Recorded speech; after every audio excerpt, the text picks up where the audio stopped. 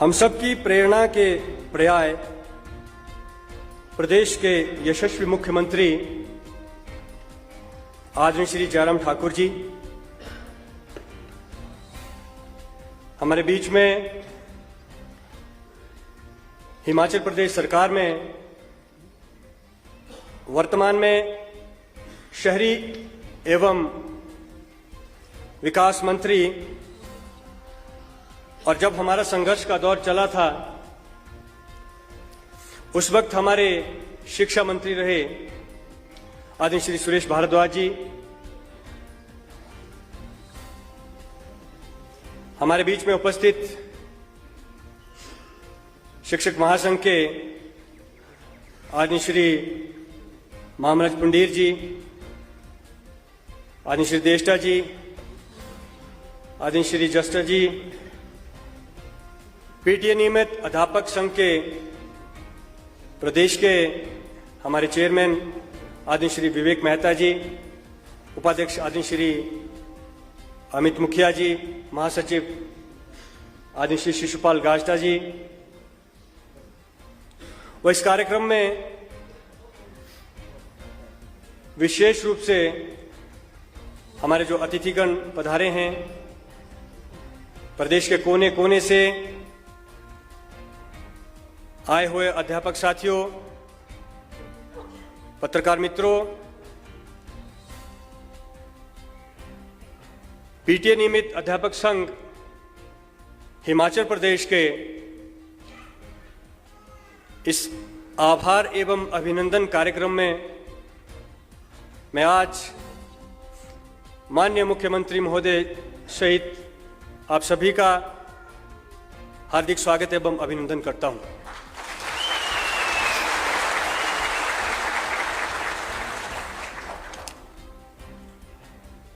जैसे कि कार्यक्रम आभार एवं अभिनंदन इसका नाम है, हिमाचल प्रदेश का प्रत्येक पीटीए शिक्षक माननीय मुख्यमंत्री महोदय जी और माननीय मंत्री महोदय जी का हृदय से लंबे अरसे से आभार प्रकट करना चाहता था, अभिनंदन करना चाहता था। लेकिन पिछले लगभग 2 वर्षों से कोविड का दौर रहा और कोविड के दौर के चलते सोशल डिस्टेंसिंग का एक नियम बना था और अध्यापक होने के नाते हमने कभी नहीं चाहा कि हम नियमों की अवहेलना करें, नियमों को तोड़ें। लेकिन अब ये नियम जो है वो इसमें छूट मिली है, तो मैंने माननीय मुख्यमंत्री महोदय जी से निवेदन किया कि प्रदेश का हर वो शिक्षक जिसका जीवन आपके हाथों द्वारा सुरक्षित हुआ है वो आपका आभार और आपका अभिनंदन करने के लिए लालायित है।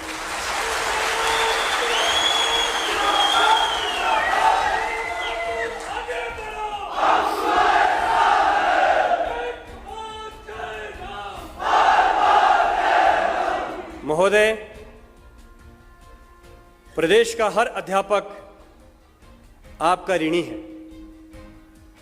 आपने समय समय पर पीटीए अध्यापकों की पीड़ा को समझते हुए हमारे दुख दर्द को दूर किया है और उसको अपना दुख दर्द समझते हुए हर समय हमारे साथ चट्टान की तरह खड़े रहे।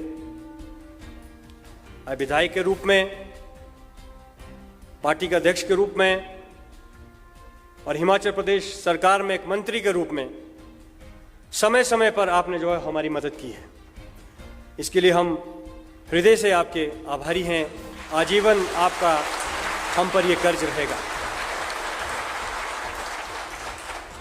माननीय महोदय, प्रदेश में पीटीए नीति 2006 में आई। प्रदेश के दूर दराज के इलाकों में जब एक नियमित अध्यापक जो है वो वहां पढ़ाने के लिए नहीं जाता था तो वहां की पीटीए ने व्यवस्था की कि बच्चों की पढ़ाई बाधित ना हो और उस व्यवस्था को सुचारू रूप से चलाने के लिए पढ़े लिखे नौजवानों को विद्यालयों में आकर के पढ़ाने का मौका दिया और 2006 में ये पॉलिसी बनी और 2006 से लेकर 22 तक पूरे प्रदेश में जो है हम लोग विद्यालयों में शिक्षा की अलख जगा रहे हैं। लेकिन इस बीच हमारे सभी साथियों ने बहुत ऐसे पड़ाव देखे जो आपसे अछूते नहीं है। वो इसलिए अछूते नहीं है क्योंकि आपने हमारी समस्या को बहुत नजदीक से देखा है। हमारे बहुत सारे साथी जो है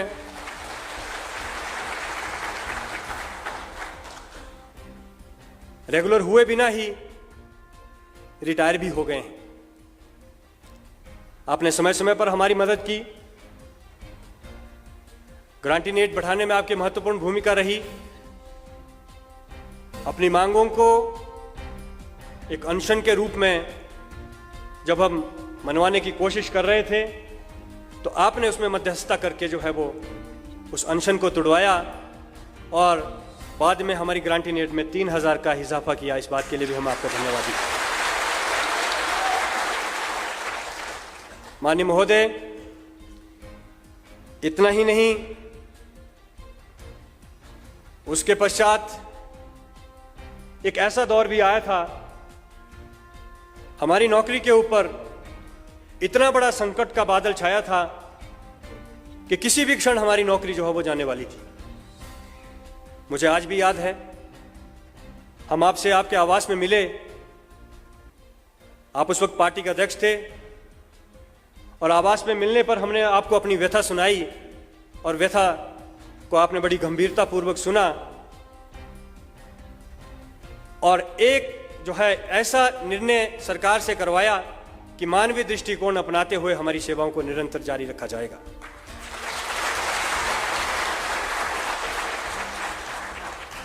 इतना ही नहीं महोदय,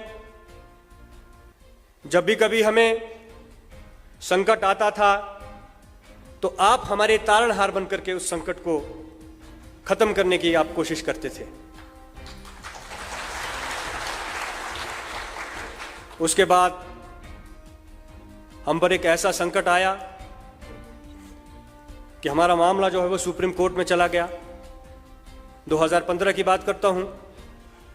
2015 में हमारी सेवाओं को अनुबंध के आधार पर लिया गया और कुछ साथी हमारे अनुबंध से वंचित रह गए। उनको भी अनुबंध के बराबर जो है वो वेतन दिलाया गया। उसके बाद मामला सुप्रीम कोर्ट में पेंडिंग होने की वजह से हम लोगों में बहुत निराशा का वातावरण था। जैसे कि मैंने कहा कि समय समय पर आपने हमारी मदद की और मदद करने वाले इंसान की मदद भगवान जरूर करता है, मेरा ऐसा मानना है।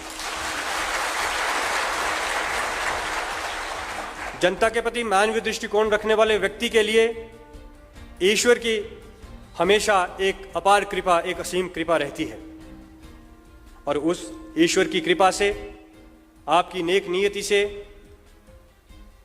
हमें यह सौभाग्य मिला कि हिमाचल प्रदेश में मुख्यमंत्री के रूप में आप विराजमान हुए।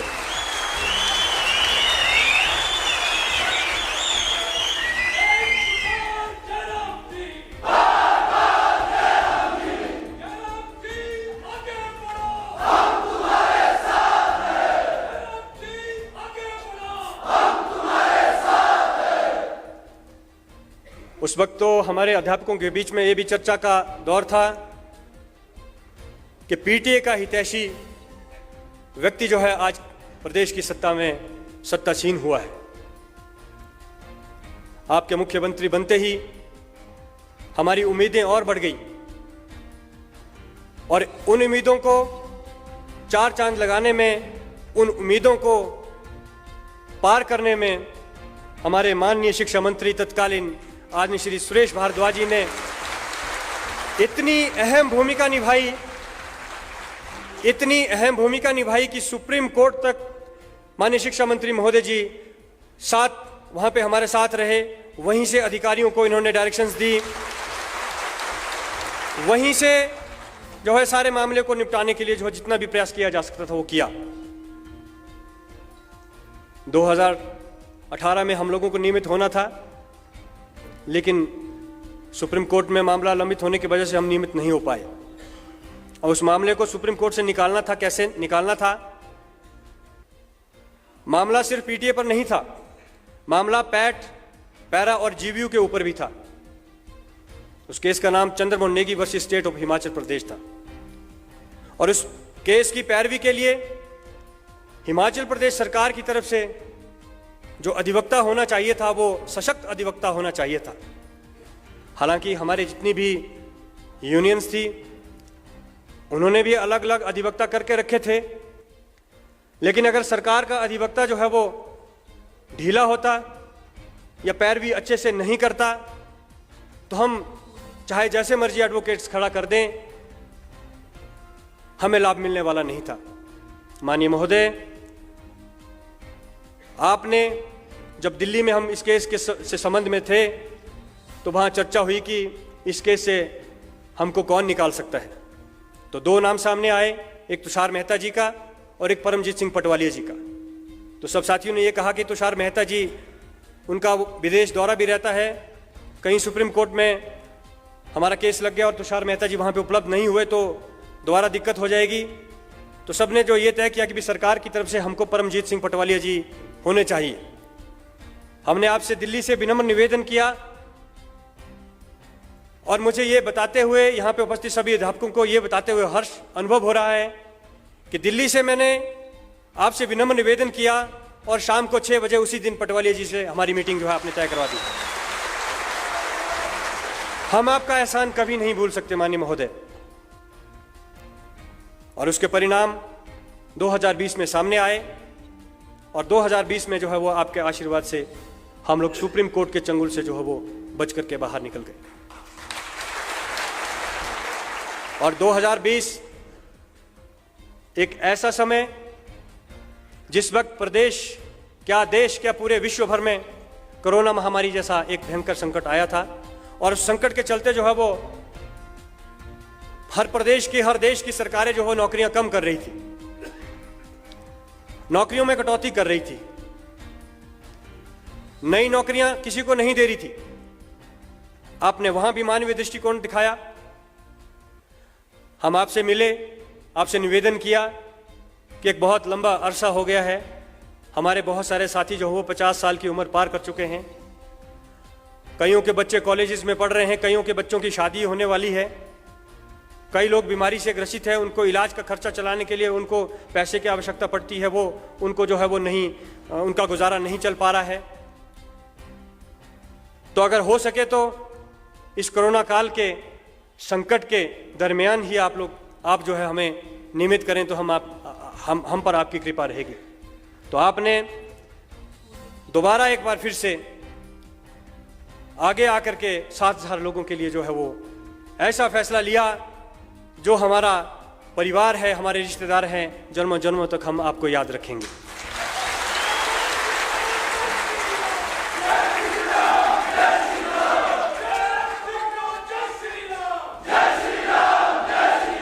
माननीय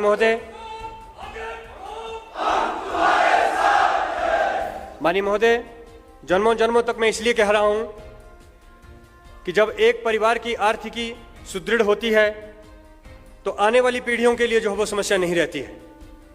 अगर आप हमको नियमित नहीं करते, हमारी आर्थिकी सुदृढ़ नहीं करते, तो हो सकता है जिस संकट के दौर से, जिस मजबूरी के दौर से हमने वक्त व्यतीत किया, हमारी आने वाली पीढ़ी को, हमारे बच्चों को भी वैसे ही संघर्ष करना पड़ता।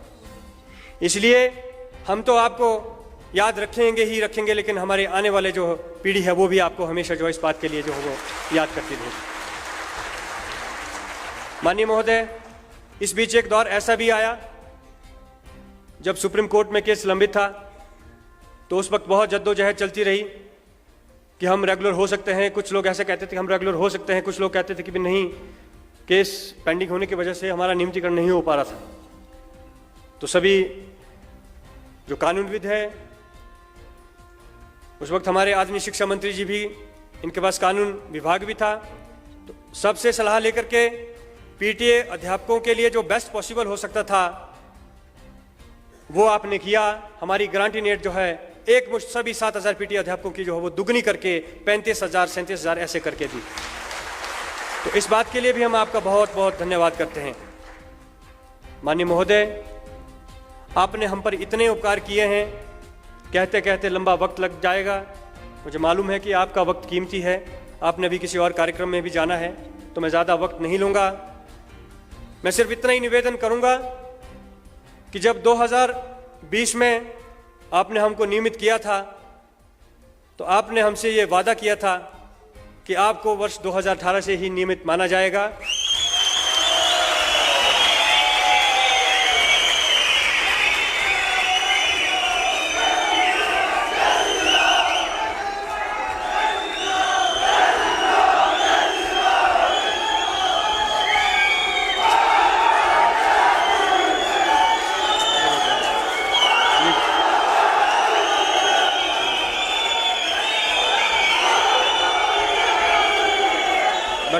हो गया प्लीज।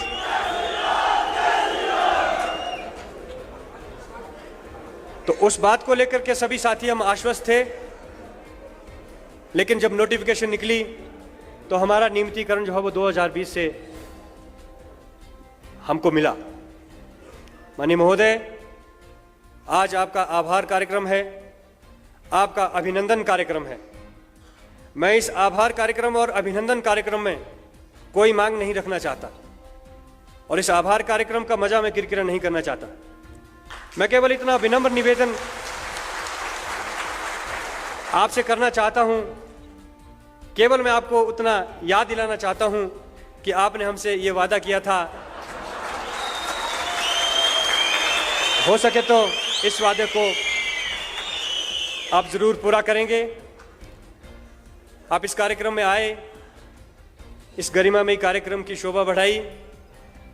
हिमाचल प्रदेश के कोने कोने से लोग आपको यहाँ पे देखने के लिए सुबह 10 बजे से बैठे हैं। हमने बड़ा कार्यक्रम करने का सोचा था। हाँ, कुछ लोग 4 बजे से आए हैं, सुबह 4 बजे पहुँच गए हैं महोदय। बड़ा कार्यक्रम करने का सोचा था, लेकिन वेदर फोरकास्ट होने की वजह से, मौसम खराब होने की पूर्वानुमान की वजह से हमने इस कार्यक्रम को जो है इंडोर करने का फैसला किया। लेकिन फिर भी प्रदेश के कोने कोने से लोग यहाँ पे पहुँचे हैं आपका दीदार करने के लिए, आपसे बात करने के लिए। आप इस कार्यक्रम में आए, इस कार्यक्रम की शोभा बढ़ाई। माननीय मंत्री जी, आप इस कार्यक्रम में आए, आपका भी अपार स्नेह हम पर हमेशा रहता है। आप हमको प्यार से जहाँ भी कहीं थोड़ा सा वक्त लूँगा। माननीय मंत्री महोदय जी के साथ जब पहली बार मिलना हुआ तो वो अनुभव थोड़ा खराब रहा।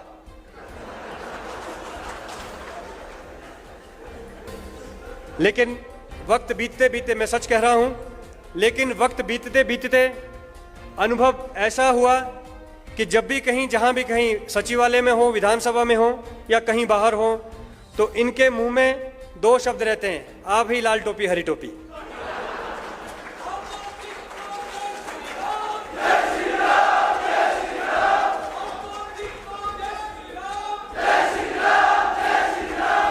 तो मैं इस अपार स्नेह के लिए माननीय मंत्री महोदय जी का भी हृदय से अभिनंदन करता हूं, हृदय से आभार करता हूं।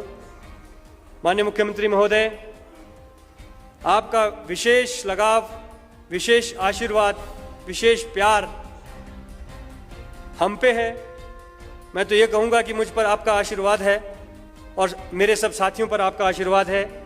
मैं उम्मीद करता हूँ कि ये आशीर्वाद, ये प्यार, ये स्नेह ऐसा आजीवन बना रहेगा।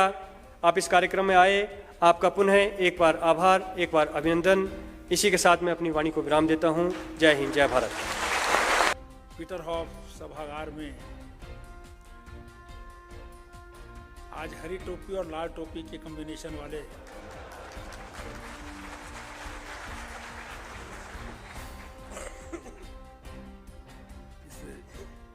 पीटीए नियमित अध्यापक संघ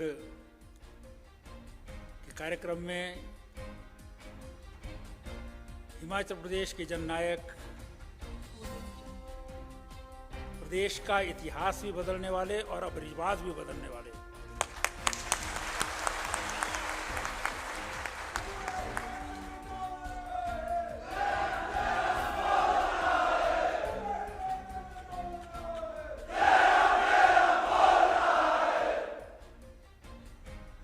हमारे प्रदेश के यशस्वी मुख्यमंत्री आदरणीय ठाकुर जयराम जी, पीटीए अध्यापक संघ के हरी टोपी वाले प्रधान श्री हरीश ठाकुर जी और लाल टोपी वाले उप प्रधान श्री अमित मुखिया जी,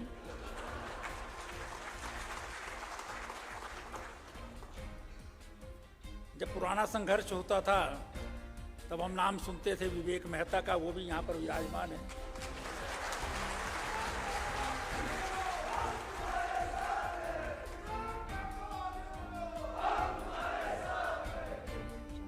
हमारे प्रदेश के किसान मोर्चा के महामंत्री हैं श्री संजीव देष्टा जी और हमारे शिमला मंडल के अध्यक्ष भी हैं श्री राजेश शारदा जी। यहाँ हिमाचल प्रदेश के कोने कोने से आए सभी अध्यापक बंधुओं भगिनी,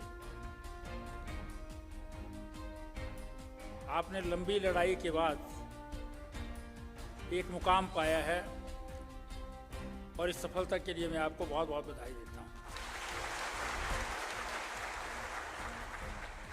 मैं आभार व्यक्त करना चाहता हूँ हिमाचल प्रदेश के जननायक आदरणीय ठाकुर जयराम जी का। जयराम जी को जय श्री राम, जय श्री राम, जय श्री राम। जयराम जी को जय श्री राम, जय श्री राम, जय श्री राम। जिन्होंने विधायक रहते हुए, मंत्री रहते हुए, पार्टी का अध्यक्ष रहते हुए आपकी मदद की और जब स्वयं बागडोर संभाली प्रदेश की तो आपकी आशाओं पर पूरा उतरते हुए जो एक असंभव काम था उसको संभव करके दिखाया और आपके साथ साथ पीटीए के साथ साथ पैट और पैरा और उसके बाद और भी बहुत सारे सबका जो है वो उद्धार किया, नियमितीकरण किया।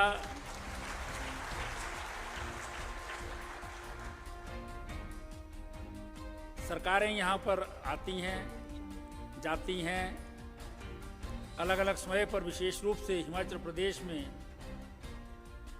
शिक्षा जो हिमाचल के बनने पर 4.8% थी,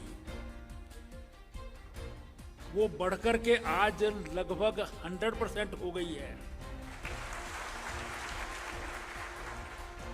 और हिमाचल प्रदेश शिक्षा के क्षेत्र में देश के जो सबसे अग्रणी राज्य हैं उनमें से एक है, जिसका श्रेय आप सभी को जाता है।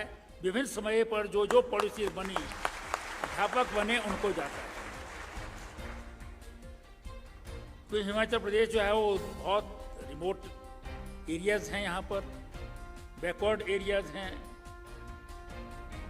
इसी समय जब शुरुआत हुई थी हिमाचल प्रदेश की तो बसें नहीं होती थी, तब भी जो है वो अध्यापक दूर दराज के इलाके में जाते थे। जैसे जैसे शिक्षा का प्रचार प्रसार होने लगा और साथ साथ जो हैं वो साधन भी उपलब्ध होने लगे, तब भी बहुत सारे ऐसे स्थान हैं जहां पर शिक्षक नहीं पहुंच पाते थे जो नियमित होते थे। उन स्थानों पर बच्चे पढ़ना चाहते थे, उनके माता पिता जो हैं वो उनको शहरों में कहीं अच्छे स्थानों पर भेज नहीं सकते थे, इसलिए ऐसे स्थानों पर जो है वो अलग अलग समय पर अलग अलग स्कीम्स बनी। उसमें अध्यापक वहाँ पर जो है वो अपॉइंट होते रहे। कभी वॉलंटियर टीचर बने, 200-250 रुपये मिलता था उनको। फिर वो विद्या उपासक बने, ग्रामीण विद्या उपासक बने, सब रेगुलर भी होते रहे। फिर पीटीए आया, पेरेंट टीचर एसोसिएशन, गवर्नमेंट ने ग्रांट इन एड दी और ऐसे स्थानों पर जहाँ टीचर रेगुलर नहीं जाता, जहाँ वहाँ पर कई बार संभव नहीं हो पाता है, तो स्थानीय स्तर पर जो है वो युवक युवतियाँ पढ़े लिखे हैं, जो वहाँ पर रहते हैं, रह सकते हैं, पढ़ा सकते हैं, उनके लिए जो है वो अलग अलग पॉलिसी बनी और उसमें जो है वो आप लोगों की अपॉइंटमेंट हुई। तो शायद उसमें तो आप लोगों का तो कसूर नहीं था कि भी आपने की ये स्कीम बनी, लेकिन जब स्कीम बन गई तो उसके बाद उसका लॉजिकल एंड तक जो है पहुंचाना जो है वो फिर सरकार की जिम्मेवारी हो जाती है। अलग अलग समय पर जो है वो एफर्ट्स आप करते रहे हैं, संघर्ष करते रहे हैं, सब कुछ करते रहे हैं, लेकिन ये तो माननीय मुख्यमंत्री आदरणीय ठाकुर जयराम जी की विल पावर थी और उन्होंने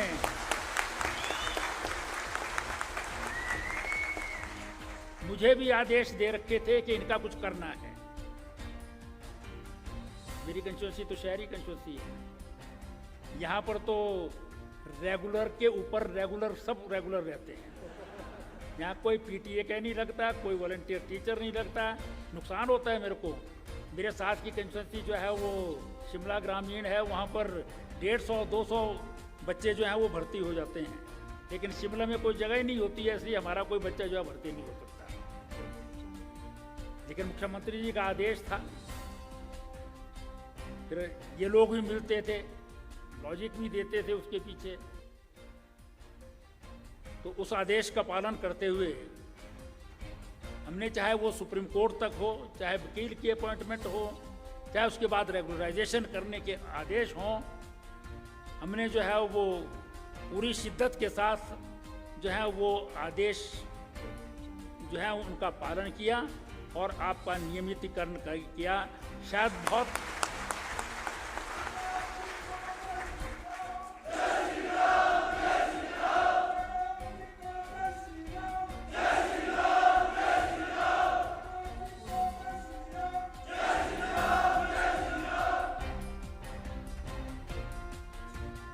ये एक पूरे जो है प्रोसेस में जो है वो किसी चीज़ को लाना वो बहुत आसान काम नहीं था, लेकिन हिमाचल प्रदेश के, इसीलिए मैंने प्रारंभ में कहा था कि इतिहास बदलने वाले हैं।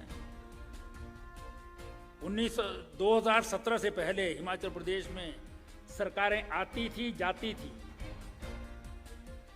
इनके साथ भी मैं मजाक इसलिए किया करता था कि भी हरी टोपी और लाल टोपी इकट्ठी कर दी।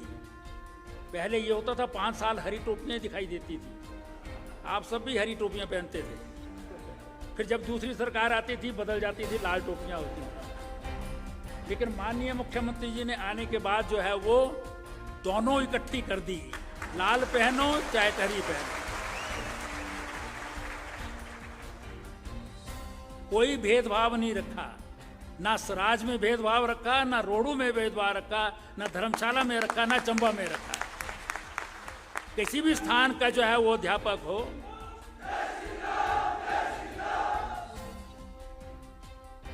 और उसके अंतर्गत जो है वो नियमितीकरण हुआ है। और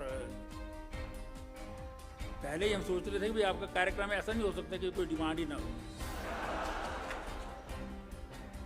लेकिन मेरे को बड़ी खुशी हुई क्योंकि वैसे तो रोजाना मिलते रहते थे ये, लेकिन भाषण मैंने पहली बार सुना हरीश ठाकुर का।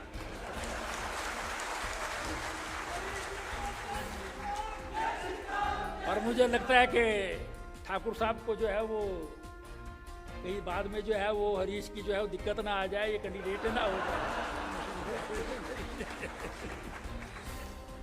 इसलिए। लेकिन बहुत अच्छा जो है वो अपने मतलब to the point sequence wise जिस तरह से जो है इन्होंने प्रेजेंटेशन की,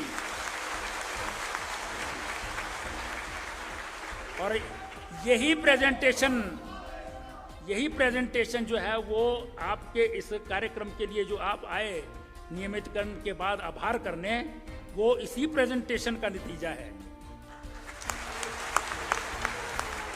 क्योंकि ट्रेड यूनियन का जो है वो तरीका ही यही है कि वहाँ पर जो है वो संघर्ष होता है पर नेगोशिएशंस भी होती हैं। जो आप बाहर नारे लगाते हैं उसके बाद जब टेबल पर बैठते हैं तो किस तरह से अपनी बात को प्रेजेंट करते हैं और नेगोशिएट किस ढंग से करते हैं, उसी का फल होता है कि मिलता है। बहुत सारे लोग आते थे, अब कई बार जो है वो मेरी मुश्किल ये है कि मैं बहुत सालों तक वकालत करता रहा हूँ, तो इसलिए इधर से आर्गूमेंट आ गया तो मेरे को उसका काउंटर आर्गूमेंट देना ही देना होता है।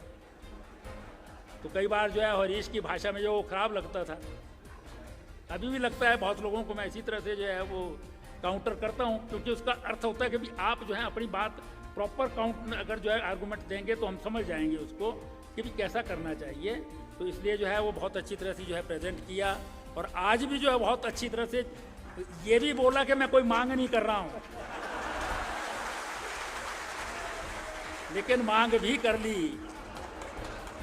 और मुझे उम्मीद है कि आदरणीय मुख्यमंत्री जी जो हैं वो बहुत ही संवेदनशील हैं। हर एक तरह के लोग इनके हम कैबिनेट में देखते हैं, बाहर देखते हैं। आप ही की तरह जो है वो और भी बहुत सारे जो हैं वो अध्यापक में हैं, दूसरे डिपार्टमेंट्स के हैं। किस प्रकार से हर एक के लिए जो है वो पूरा लिख कर के जाते हैं कि ये होना चाहिए, ये होना चाहिए, ये होना चाहिए। फिर सबको जो है वो कि इसको लॉ से कैसे होना है, फाइनेंस से कैसे होना है, पर्सनल से कैसे होना है, एक एक चीज़ के बारे में मतलब इतनी संवेदनशीलता मुझे नहीं लगता आज तक के किसी भी चीफ मिनिस्टर में हिमाचल में नहीं है।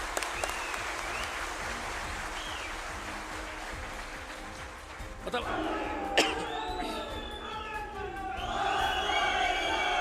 भारत माता की, भारत माता की, भारत माता की।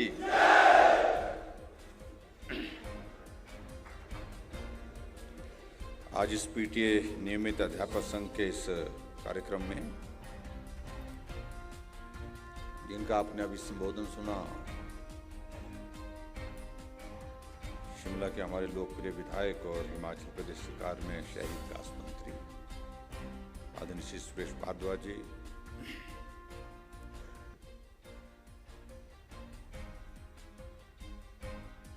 पीटीए के हमारे प्रदेश के अध्यक्ष हरीश ठाकुर जी, उपाध्यक्ष अमित मुखिया जी, उनके साथी विवेक मेहता जी, शिशुपाल जी, प्रताप फौजी जी, ललित ठाकुर जी, कपिल जी, हरिओम जी, किरण नेगी जी, सुभाष भारद्वाज जी, और यहाँ ममराज पंडित जी, और हमारे मंडल के शिमला के अध्यक्ष भी यहाँ पर, शारदा जी यहाँ पर हैं,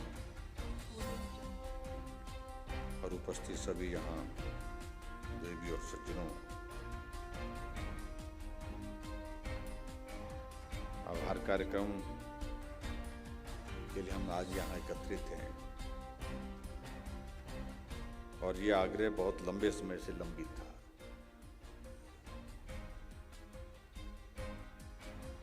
हमने सोचा था कि काम हो गया, एक दो बार बोलेंगे कि हम आपका आभार व्यक्त करना चाहते हैं, और उसके बाद फिर बोलेंगे कि अब हो गया, अब क्या करना है। लेकिन आप लोगों ने जिद पकड़ी हुई थी, और हरीश जब भी मिलते थे तो बार बार कहते रहते थे कार्यक्रम रह गया। हमने कहा क्या कार्यक्रम रह गया, तो हम सब लोग मिलना चाहते थे। हालांकि अलग अलग जगह अलग अलग समय में हमारा मिलना होता रहा, लेकिन सामूहिक रूप से मुझे लगता है कि लंबे अरसे के बाद इस प्रकार से मिलना आ चुका है। और आज आप लोगों ने ये कार्यक्रम यहाँ जो रखा है आभार का, उसके लिए मैं भी आभार व्यक्त करता हूँ।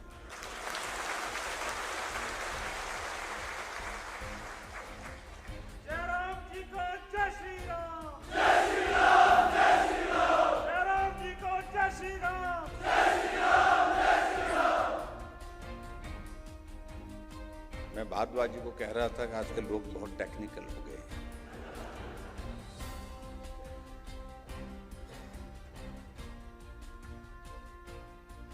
मैं अपने विधानसभा क्षेत्र जाता हूँ, मंडी जाता हूँ, कहीं भी जाता हूँ तो हरीश जी कहीं न कहीं मिलते रहते हैं, क्योंकि मेरे गांव के पास घर है इनका।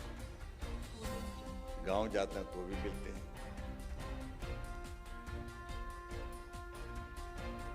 एक दिन मेरे को मेरे साथी कहने लगे कि पूरे प्रदेश के जितने भी ये सारे संगठन हैं, सारे संगठनों के अध्यक्ष जो है वो कर्मचारियों के हमारे विधानसभा क्षेत्र सराज से बढ़ाते हैं। और मैं भी इस बात को लेकर के थोड़ा कई बार पूछता था सबको, चिट्ठी आ जाती थी, लेटर पैड आ जाता था, ये इसका अध्यक्ष बन गया, वो उसका अध्यक्ष बन गया, वो उसका अध्यक्ष बन गया। मैंने कहा भाई ये सराज में क्यों बढ़ा रहे हैं आपको? फिर मालूम पड़ा कि ऐसा रिवाज रहा है। रिवाज की बात फिर आती है बात, और स्वाभाविक रूप से मुझे लगता है कि इसके पीछे एक मंशा ये भी रहती होगी कि जहां सहजता से बात कही जा सकती है, पहुंचाई जा सकती है, तो वो करना चाहिए।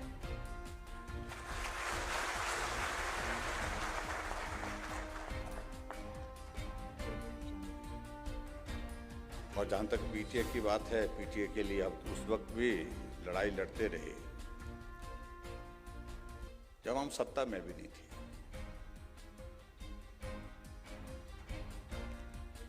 हालांकि कई बार हमारी पार्टी में भी ऐसे विचार आते थे, क्योंकि सभी के क्षेत्र की परिस्थिति एक जैसी नहीं है।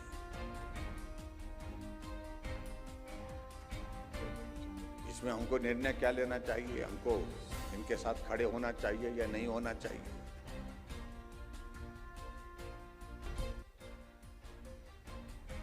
लेकिन हमारा इनके साथ, आप लोगों के साथ खड़े होने की वजह सबसे बड़ी बात तो यही कि हिमाचल के ग्रामीण क्षेत्रों में, दूर दराज के इलाके में, जहां कर्मचारी पहुंचाना मुश्किल हो जाता है, पहुंचाया तो फिर वहां रखना मुश्किल हो जाता है, टिकाना मुश्किल हो जाता है। वहां कोई अगर काम कर रहे थे, टिक करके काम कर रहे थे, ईमानदारी से काम कर रहे थे, तो हमारे वो पीटीए के हमारे साथी थे।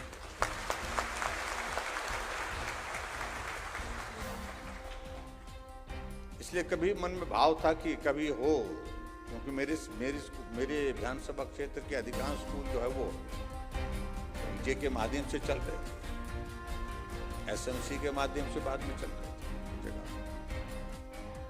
तो ऐसे हालात में हमने इस बात को लेकर के तय किया कि जो लोग ऐसी विकट परिस्थितियों में काम कर रहे हैं, जब भविष्य के सामने एक बहुत बड़ा प्रश्न चिन्ह है, कल मालूम नहीं क्या होगा, ये निश्चित नहीं था, लेकिन फिर भी एक मकसद के साथ लगे कि हमें काम करना है और कल हमारा भविष्य सुरक्षित होगा, इस उम्मीद के साथ आप लोग लगे हुए थे। और इसलिए फिर मैंने इस बात को सोचा, कई वर्षों से आप काम कर रहे हैं तो मानवीय दृष्टिकोण यही बनता है कि आपके भविष्य के बारे में, आपके बच्चों के भविष्य के बारे में भी हम सबका सोचना, ये हमारा दायित्व होता है। मैंने एक बार नहीं, अनेकों बार देखा,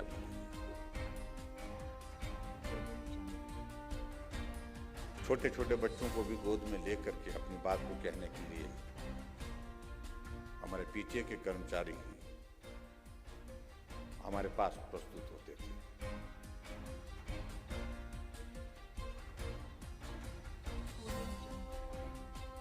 और कुछ लोग इस बात को लेकर के चिंतित रहते थे, स्वाभाविक रूप से,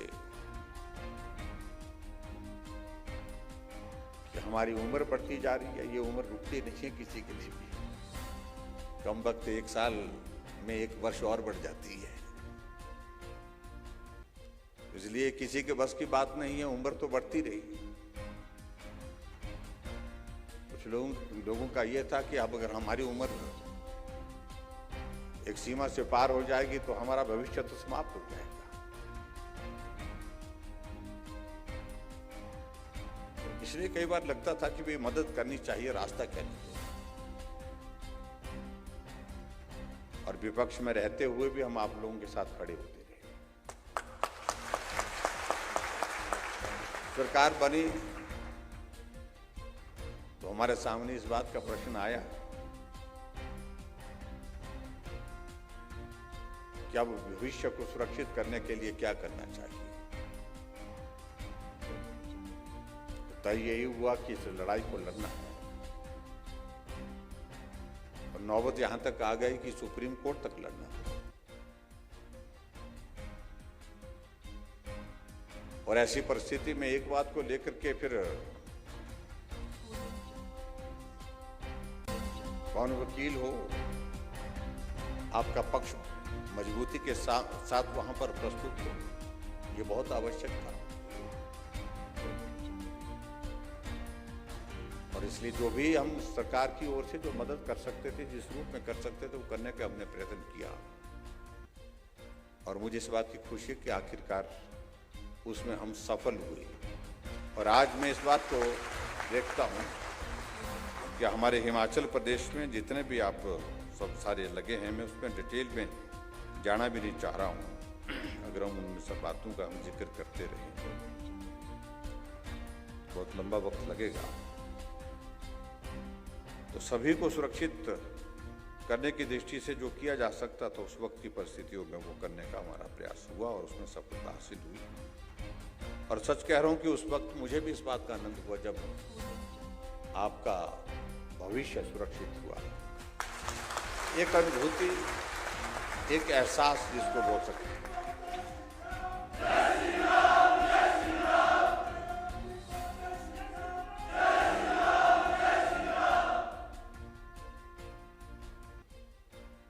एक एहसास इस बात का कि किसी के भविष्य को बनाने में और उनके बच्चों के भविष्य बनाने में हम कुछ मदद कर सके, ये एक बहुत बड़ा संतोष होता है। और उस दृष्टि से वो सारी चीजें की और हम आगे बढ़े। और आज मुझे इस बात की खुशी है कि आप एक सुरक्षित, जिसको बोल सकते हैं, भविष्य की तलाश में जहां भटक रहे थे, वो तलाश आपकी पूरी हो गई। एक सुरक्षित भविष्य आपके पास है, आपके परिवार के लिए, आपके बच्चों के लिए। और उसके लिए निश्चित रूप से आप सबको बहुत बहुत बधाई।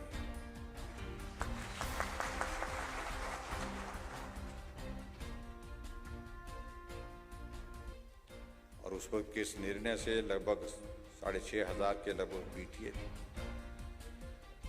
3300 के लगभग शायद पैट थे, 3300 के लगभग पैट थे और 97 जो है हमारे पैरा टीचर थे। और बीच में ये उससे पहले एक दौर ये आया कि भाई पैसे बहुत कम मिलते हैं, तो एक दौर हमको उस वक्त लगा कि आपको जो हमारा जो आपको GIA जो है वो उसमें थोड़ा सा इंक्रीज करना चाहिए। हमने 3000 का इंक्रीज भी किया था ताकि थोड़ा आपके लिए राहत का एक दौर कर सकें। देखिए, अध्यापकों का एक बहुत बड़ा रोल होता है समाज के निर्माण में, देश के निर्माण में। जिस भी देश में टीचर्स अपना दायित्व जो है जिम्मेवारी के साथ समाज को दिशा देने के लिए, जो हमारी नई पीढ़ी है उसको, उसका भविष्य को एक दिशा देने के लिए काम करता है, उस देश का भविष्य निश्चित रूप से सुरक्षित होता है और उस देश का भविष्य उज्जवल होता है। और उस दृष्टि से मैं कह सकता हूं कि अगर आजकल के दौर में हम देखें, भारत में पिछले कई वर्षों से जब से आदरणीय प्रधानमंत्री नरेंद्र मोदी जी देश के प्रधानमंत्री बने, हर क्षेत्र में सुधार हुआ, हर क्षेत्र में कह सकता हूं। और शिक्षा के क्षेत्र में तो उनका बहुत बड़ा फोकस रहता है और हमेशा इस बात को लेकर के कि हमारे आने वाली जनरेशन और बेहतर करे, हमसे बेहतर करे, क्योंकि हमको वो अपॉर्चुनिटीज नहीं मिल पाई। लेकिन हमारी जनरेशन को जो अपॉर्चुनिटीज मिली उसका सदुपयोग करके वो आगे बढ़े और अपना भविष्य भी और देश का भविष्य बनाने में जो है वो कॉन्ट्रीब्यूट करें, अपना योगदान दे सकें। उस दृष्टि से आप सब लोग लगे हैं, मैं आप सबको शुभकामनाएं देता हूँ। लेकिन ये भी बात सत्य होती है कि कुछ चीजें इस प्रकार की रहती हैं, वक्त निकलने के साथ बदलती गई।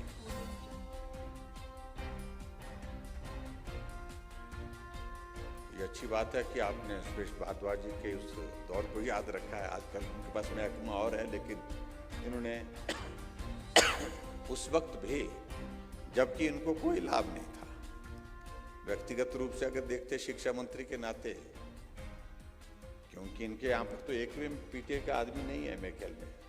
कोई रिश्तेदार कोई गांव में रोड में लगा होगा या कोई और जगह लगा होगा तो बात अलग होगा, कोई साथी दोस्त पार्टी का साथी लगा होगा। लेकिन हमारी सदैव इनके साथ जब भी बात होती थी, भाई इनकी मदद करनी है, तो इन्होंने कहा कि हाँ करेंगे।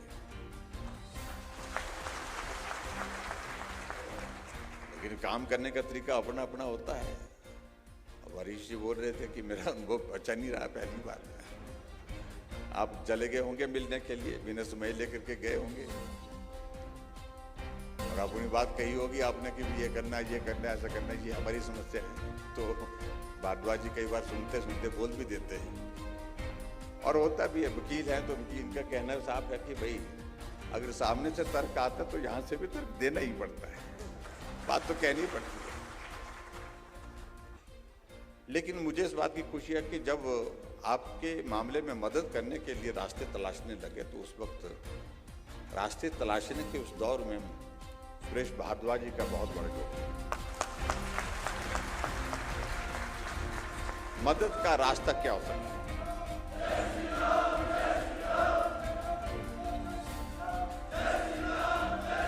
पहली बात तो ये थी कि मंशा हमारी साफ थी, आपकी मदद हुई। अब मदद करने के लिए रास्ता क्या हो सकता है, ये काम हमने भारद्वाज जी के जिम्मे लगाया। ये वकील भी हैं और उन्हें सारी बारीकियों को समझा, बारीकियों को जाना, उसके बाद कहा इन एक एक चीज को लेकर किस प्रकार से करना, और तभी हम आगे बढ़े और इस सारी चीज को, इस काम को पूरा कर पाए। और आज के इस कार्यक्रम में मुझे इस बात को लेकर के आप सबके बीच में जरूर कहना है, अलग अलग तर्क होते हैं, अलग अलग समय की बातें होती हैं। दूसरे लोग भी, हमारे साथी ऐसे कहेंगे कि हमने ही किया, वो कहते हैं, ऐसा भी कहते हैं कि ये पौधा तो हमारा लगाया है, ये लगाने के बाद सूखने के लिए छोड़ दिया जाए। वो तो लगाने से भी उससे ज्यादा पाप है। वो एक तरह का अपने हाथों से लगाया पौधा। लेकिन चलो फिर भी अपना अपना तर्क होता है, उसमें मुझे कुछ टिप्पणी नहीं करनी है। लेकिन हमने एक मानवीय दृष्टिकोण के नाते जो सारी चीजों को लेकर के एक आकलन किया, उसके नाते हमने कहा कि अगर आपने पौधा लगाया है तो इसको सींचने का काम हम करेंगे।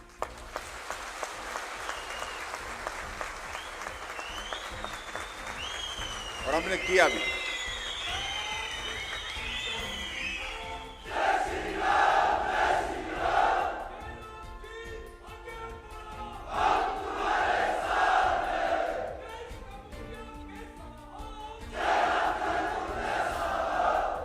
और आज हमें इस बात की खुशी है कि जो हमारा सींचा हुआ पौधा, वो आज वो फल देने वाला हो गया।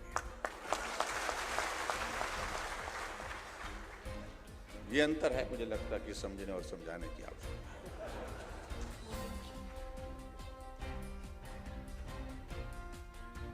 बाकी सारी बातें होती रहेंगी। मेरा भी बैठकों का क्रम बहुत लंबा चौड़ा है, रात तक मुझे निकलना पड़ेगा। आप सबके दर्शन करने का मौका मिला। आप लोगों ने कहा कि मांग कोई नहीं है, इसके लिए मैं आपका धन्यवाद करता हूँ। आपका बहुत बहुत आभार। आभार के लिए बुलाया था, मैं भी आपका आभार व्यक्त करता हूँ।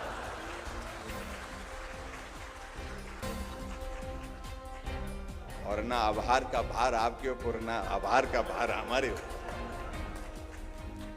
ये अच्छा है। लेकिन अंत में इन्होंने एक बात कही कि मांग नहीं कर रहा हूं, लेकिन जो बात कही है, हमने पहले भी एक ही बात कही कि भाई हम रास्ता तलाशेंगे समाधान का। और जो आप लोगों ने बात कही है, जब लगाने की बात आई तो उस वक्त नोटिफिकेशन हुई तो वो रिट्रोस्पेक्टिव इफेक्ट से नहीं हुई, वो प्रोस्पेक्टिव इफेक्ट से हुई। उस वक्त आप लोगों ने कहा कोई बात नहीं, हो गया, तो ठीक है, हो गया, बहुत अच्छा किया। मुझे अच्छी तरह से याद है उस वक्त आप लोगों को लगा कि भाई एक बार हाथ में लग जाना चाहिए जरा, बाकी बाद में देखेंगे। आज कैबिनेट में हम चर्चा कर रहे थे, हमारे कुछ साथियों ने, कर्मचारियों ने कहा पहले पदनाम के लिए लड़े, अब आकर के बोलते कि पदलाभ भी चाहिए। तो स्वाभाविक, उनका बुरा नहीं, ऐसा नहीं है कि उन्होंने गलत मांग की है। ये स्वाभाविक रूप से एक टेक्निकल टर्म्स होती हैं, कुछ चीजें टेक्निकल चीजें होती हैं, पहले ये कर लेते हैं फिर उसके बाद देखेंगे।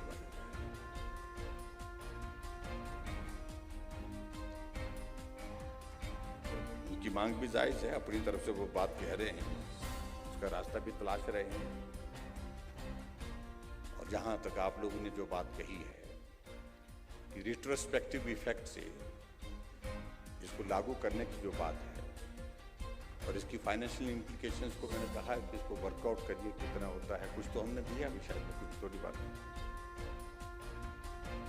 थोड़ा सा बचता है, ये थोड़ा ही मुश्किल होता है।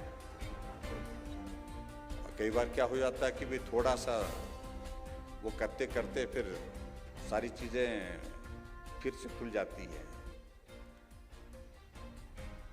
अभी मैं कर्मचारियों के कार्यक्रम में था, कुल्लू में था, कांगड़ा में था, मंडी में था, वो कार्यक्रम हुए। तो मैंने कर्मचारियों को पूछा कि भाई यहाँ कोई आदमी ऐसा भी है जिसके साथ कोई विसंगति नहीं है, कि हर आदमी आता है बेचारा कर्मचारी, मेरी ये विसंगति रह गई, हमारी ये विसंगति, क्योंकि आखिरकार टेक्निकल चीजों में आगे पीछे कुछ ना कुछ चीजें इतना कॉम्प्लेक्स हो गई हमारी कर्मचारियों की जो सारी चीजें हैं, जिसके कारण जो है वो एक को ठीक करते हैं तो चार चीजें और संगतियां और टूट जाती हैं। तो हमने उनको बोला, मैंने कहा कि भाई एक विसंगति होती तो हम दूर करते, लेकिन एक विसंगति को ठीक करते करते जब और 4, 6, 10 और जुड़ जाती तो बहुत मुश्किल काम हो जाती है। इसका रास्ता निकालो, आप भी रास्ता बताओ कि एक विसंगति को ठीक करते करते सबकी विसंगति ठीक हो जाए, ऐसा कैसे हो सकता है? बहुत मुश्किल काम है, सच कह रहा हूं, क्योंकि नियम बदलते रहे और नियम हमने अभी अधिकारियों को बोला भी इस बात को लेकर कि प्रोविजंस ऐसे होने चाहिए। अभी देखिए हमारी बहुत सारी हमारी जो अपॉइंटमेंट्स जो है वो कोर्ट में फंस जाती हैं, छोटी छोटी बातों पर, छोटी छोटी टेक्निकल चीजों पर, और फिर उसके बाद महीनों नहीं वर्षों लग जाते हैं, और जिसमें समय भी व्यर्थ होता है, पैसा भी व्यर्थ होता है, और जिसको न्याय की उम्मीद होती है उसको न्याय में भी विलंब होता है। इसलिए हमने कहा कि जो भी चीज करनी है जो टेक्निकली पूरी एक बार एग्जामिन करने के बाद फुल प्रूफ हो, जिसमें कहीं गुंजाइश रहे ना, रास्ता ऐसा निकलना चाहिए। हम उस दिशा में प्रयत्न कर रहे हैं। तो यहां आपके बीच में मैं आपको इतना ही कहना चाह रहा हूं कि जो आपने बात कही है हमने सुन ली है, गंभीरता पूर्वक इसको विचार करके इसका रास्ता निकालने की, जैसे हमने पहले बात कही थी, कोई रास्ता निकालेंगे और इसका समाधान करेंगे, ताकि आप लोगों का जो जेन्युइन जो एक बात है, जो जेन्युइन जिसको बोलते हैं, उसकी हम भरपाई कर सकें, उस दृष्टि से हम प्रयत्न करेंगे। ये मैं आपके बीच में कहना चाहता हूँ। ये मैंने फाइनेंस सेक्रेटरी को बोला है कि इसको एग्जामिन करके इसको जो है मुझे इसकी पूरी डिटेल्स दीजिए, फाइनेंशियल इम्प्लीकेशंस क्या आती हैं, और उसमें नोशनल का भी विषय साथ साथ में उनको बोला कि इसमें किस प्रकार से किया जा सकता है इसका, और उसके साथ साथ में क्या इसके ये करने से क्या इसकी इम्प्लीकेशन दूसरे इसमें तो नहीं आती है। वही होता है हमारे लिए, हम एक को मदद करने के रास्ते में आगे बढ़ते हैं जब, तो उसी तरह के सिमिलर केसेस कई बार ऐसे हो जाते हैं कि 4 केसेस और हो जाते हैं, तो 4 और खड़े हो जाते हैं कि आपने इनको दिया हरी टोपी वाले को दिया तो लाल टोपी वाले भी बोलेंगे कि भाई हमारा भी रह गया। यानी कि मेरे कहने की कैटेगरी जो अलग अलग जो है वो सब लोग इस बात की बात करते हैं, लेकिन फिर भी उसके लिए मैं आपको विश्वास दिलाता हूं कि इसका कोई रास्ता निकालेंगे। आप आश्वस्त रहिए, ये मैं कहता हूं। अब बात आगे की रहती है। आपका भविष्य तो उज्जवल है और उसके लिए आप सबको शुभकामनाएं। और उसके साथ साथ मैं ये भी मैं कहना चाहता हूं कि जहां हम आजकल एक बात का जिक्र कर रहे हैं कि रिवाज बदलने की, जब साथ चलने की बात हो रही है, साथी बनकर के सहयोगी बनने की बात हो रही है, तो साथ एक तरफा नहीं, जहां हमें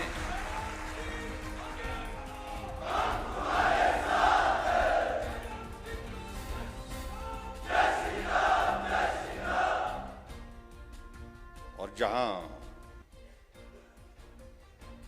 हमें आपके साथ की जरूरत हो वहां आपका साथ हमें मिले, और जहां आपको हमारे साथ की जरूरत हो तो हम खड़े हैं। इसलिए इस तरह से साथ निभाएंगे। और मैं हमेशा इस बात को कहता हूं कि लंबे समय के साथी बनकर के चले, और लंबे समय के साथी बनकर के आपका भविष्य भी अच्छा हो, आपको कठिनाई हो वहां हम खड़े हों, जहां हमें कठिनाई हो तो आप खड़े हों, तो उसी को साथी कहते हैं। और उस दृष्टि से मेरा आप सबसे यही निवेदन है कि आप मिलकर के चलिए। और आप सबके आज के इस कार्यक्रम के आयोजन के लिए मैं आप सबका एक बार धन्यवाद करता हूं। आने वाले समय में कुछ दिनों के बाद मॉडल कोड ऑफ कंडक्ट लग जाएगा, हमारा मिलना मुश्किल होगा। मुश्किल तो मतलब ऐसा तो नहीं, मिलते तो रहेंगे, लेकिन ऐसी बातें करने का अवसर ज़्यादा नहीं हो पाएगा। लेकिन हमने अपनी बातों को, अपनी भावनाओं को आज व्यक्त करके रखा आपके सामने। और हिमाचल में निश्चित रूप से सत्ता फिर भाजपा की बनेगी, सरकार भाजपा की बनेगी, कोई ताकत नहीं है।